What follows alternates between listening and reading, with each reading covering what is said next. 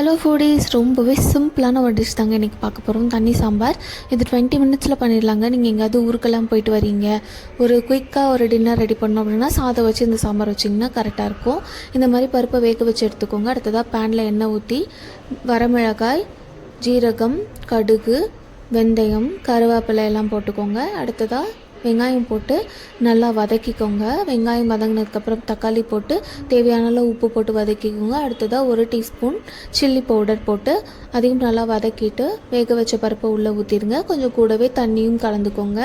அடுத்து உப்பு சரி பார்த்து அதை கொதிக்க விட்டுருங்க. அது கொதித்ததுக்கப்புறமா அரை மூடி தேங்காவை துருவி அதில் சேர்த்துக்கோங்க. அவ்வளோதாங்க, ரொம்பவே சிம்பிளான ஒரு சாம்பார் ரெடி ஆயிடுச்சுங்க. இது செஞ்சு பாருங்கள், ரொம்பவே நல்லாயிருக்கும்.